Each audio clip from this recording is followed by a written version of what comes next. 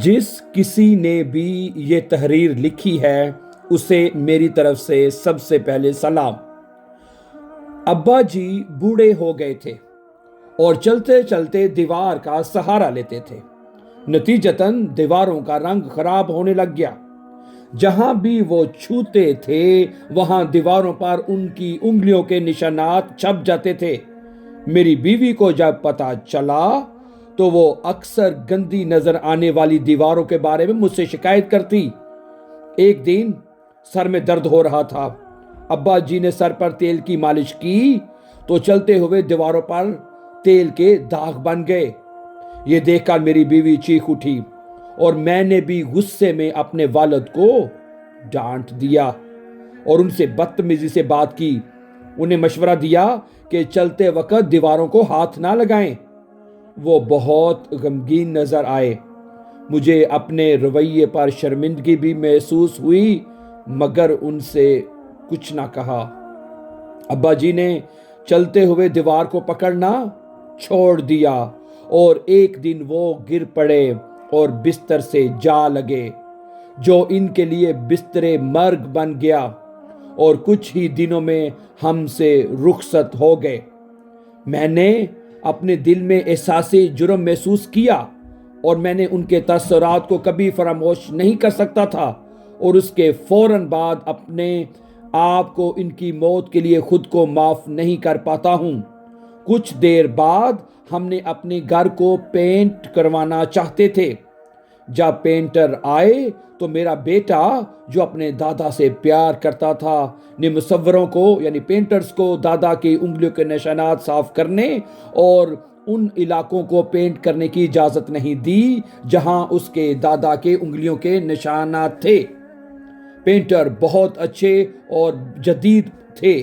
انہوں نے اسے یقین دلایا کہ وہ میرے والد کے فنگر پرنٹس یعنی ہینڈ پرنٹس کو نہیں ہٹائیں گے بلکہ ان نشانوں کے گرد ایک خوبصورت دائرہ بنائیں گے اور ایک منفرد ڈیزائن بنا دیں گے۔ اس کے بعد یہ سلسلہ جاری رہا اور وہ پرنٹس ہمارے گھر کا حصہ بن گئے۔ ہمارے گھر آنے والے ہر فرد نے ہمارے منفرد ڈیزائن کی تعریف کی۔ وقت کے ساتھ ساتھ میں بھی بوڑھا ہوتا گیا۔ اب مجھے چلنے کے لیے دیوار کے سہارے کی ضرورت تھی۔ ایک دن چلتے ہوئے مجھے یاد آئے اپنے والد سے میرے کہے ہوئے الفاظ اور سہارے کے بغیر چلنے کی کوشش کی تاکید۔ میرے بیٹے نے یہ دیکھا اور فوراً میرے پاس آیا اور چلتے ہوئے مجھے دیواروں کا سہارا لینے کو کہا، اس خدشے کا اظہار کرتے ہوئے کہ میں سہارے کے بغیر گر سکتا ہوں۔ میں نے یہ دیکھا کہ میرا بیٹا مجھے پکڑتے ہوئے ہے۔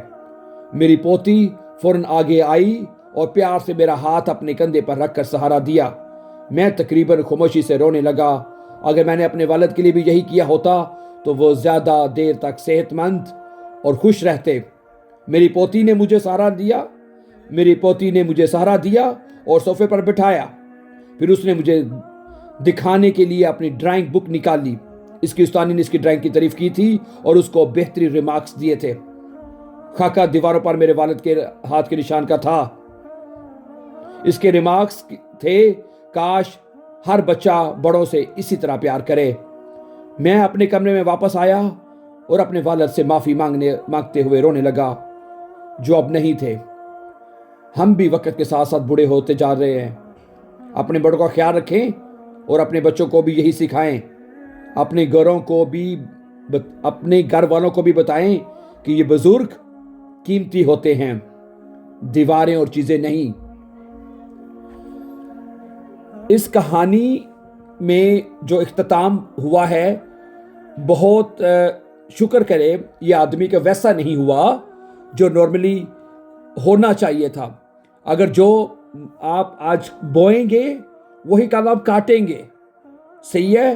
اس لیے اس تصویر میں کہہ لیں یا اس سٹوری کے اندر جو اینڈ بتایا گیا ہے وہ اس کو اسی طرح سزا نہیں ملی جس طرح وہ اپنے باپ سے ڈانٹ کر بدتمیزی سے باتیں کرتا تھا۔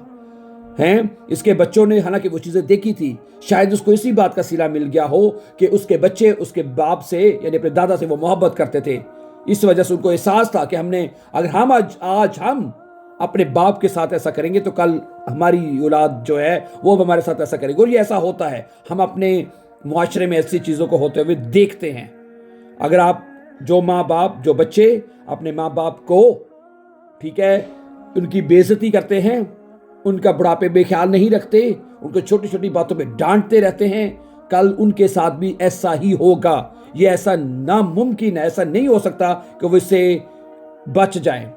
ठीक है, इस कहानी को मैंने खुद पहली दफ़ा पढ़ा है और मुझे था कि इसका भी इंजाम शायद उससे बढ़कर हो जो उसने अपने बाप के साथ किया था। मुझे उम्मीद है कि आपको ये स्टोरी ज़रूर पसंद आएगी और आप भी अपने बुजुर्गों का ज़रूर ख्याल रखेंगे। So thank you very much for watching and for more videos don't forget to subscribe.